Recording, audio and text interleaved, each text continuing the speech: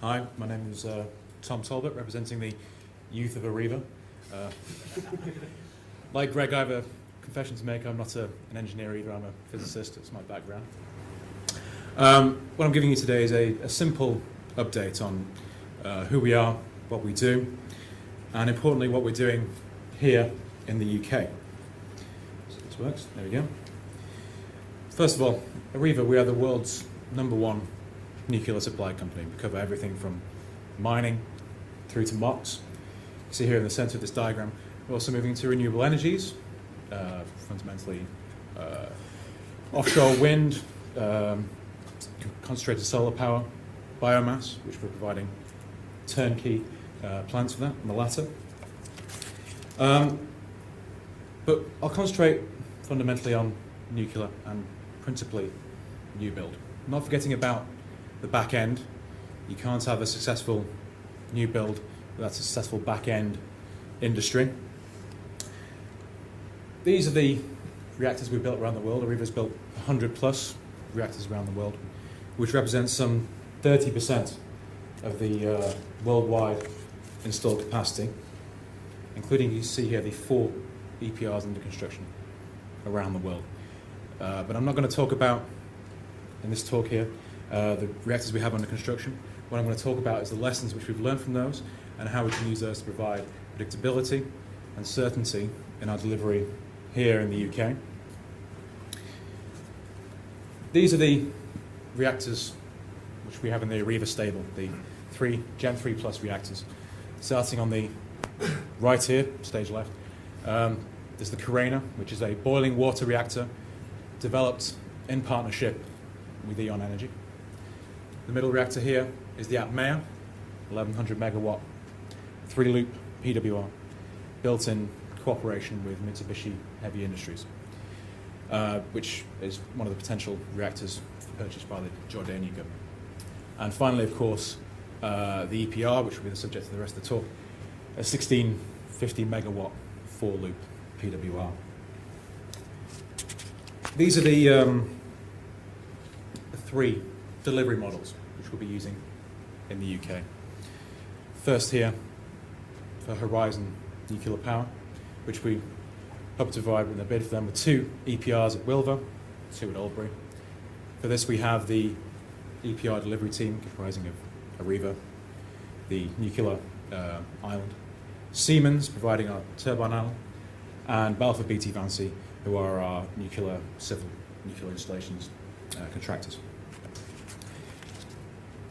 In the middle here, obviously there's what we hope to provide to EDF, which is 4 nuclear steam supply systems. And finally, of course, there's the New Generation Limited, which is a joint venture between GDF Suez, Iberdrola, and Scottish Southern Energy. The scope of this is still being developed. They themselves are still in the process of developing their scope. And obviously we will have a delivery team and structure in place to meet that scope when we know what it is. So this is what will form the first wave of nuclear reactors in the UK, something in the region of, we hope, 10 EPRs. So for this, in the UK, we have a delivery team of something in the region of 200 Areva personnel, 17,000 or so Siemens personnel, 37,000 Balfour Beatty Vancy in the light blue colour there. In the strange purple colour, there's some of the contracts which we have around the UK, just to give you a sense of some of our presence and experience. Sizewell B, which I believe there's a model, a cardboard model, which you can still get on the YGN website, which you can put together if you want to, with an EPR as well, which we're responsible for outages and fuel. And Sellafield sites, we're of course members of the nuclear management partners with URS and AMEC, where we have the management and operation contract. Also the nuclear waste management with DRIG, with URS again, Studsvik and Serco. These are in support of these management and operation contracts. We have these tier 2 contracts as well, including our support for the VIT plant. We also have the supporting the MOX plant, Sellafield MOX plant, where we're designing lines for rubber fabrication and the high active liquor storage, where we'll design and build with AMEC and Balfour Beatty. What this brings us is the return on our experience. We have 4 EPRs under construction today: Finland, France, 2 in China. 2 countries, undergoing licensing in the UK and the US. And we have 2 approaches to our competitiveness: a bottom-up and a top-down approach. The key to this is to provide predictability and certainty for our to build an EPR on time. But this is a continuous process. We have 1,000 items or so accumulated and analysed, which will all go into future bids and into the standard EPR. This addresses, as you expect, design, licensing, project management, procurement, construction engineering, and so forth. But it's important to understand that there is a limited number of design optimizations which you can go through with a strong performance improvement potential, where there is no impact on the licensing. 30 design changes or so account for around 80% of redesigned cost savings. You have to be careful about what you change, what design you change. That it's not decreasing safety decreasing cost while decreasing safety. So of around these 1,000 or so examples, I'll give you a couple of, here is an example. Firstly, in engineering, simple level of completion against hours. First of a kind here, obviously at OL3, Okaluta. Compared here with Taishan 1 and 2, showing the hours here have been divided by 5. This all feeds into a standard 3D model for configuration management, civil system, coordinating all engineering activities. What this does is provide a predictability of the interfaces between the disciplines so that there is a commonality. It allows all the drawings to be extracted, all the general arrangements, civil and radiological drawings, part lists and so on, can all be extracted and ensuring commonality and predictability. So, and another example, an evolution of the steam generator manufacturing schedule. It's gone from 61 months here for the first of a kind, down to 34 months for Taishan 1, which reduces costs and adds predictability.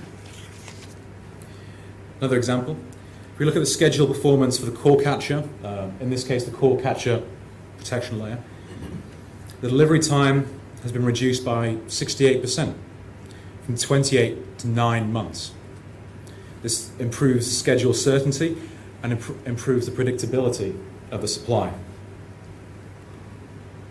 Finally, another good example. If you look at the construction, the evolution of the first of a kind at 31 months versus Taishan 1 at 11 months, the first main construction milestones. It shows how these improvements and lessons learned for these first main construction milestones have reduced the time significantly. So just to sort of summarise this final slide shows the reality of early projects, an evolution in the construction schedule, which is the construction duration from the first operational concrete to the startup of nuclear operations. On the left-hand side, we see Generation 2 Westinghouse designs bought by the French, French state rather, way back in the early 1970s, and form the basis of the first build of the French nuclear fleet. And you can see, comparing the first and the fourth, there's not much difference. That's because all the lessons have already been learnt, in this case in the US, and brought into France. If we move to the right here, move into the Generation 2 N4s, you can see a clear gradual learning curve as we move from, first case, 150 to 103, 124, 66, 71, to 57 months. Each of these representing a learning curve and the application of lessons learnt. The EPR, on the final right here, is no different. It shows a learning curve that's gone from first of a kind, 86 months, 71, Flamanville, to 46, which is our prediction, and we remain on time and on budget for the EPRs at Taishan. All this goes to show how application of the lessons learned can bring predictability and certainty to a new build here in the UK. So thank you very much.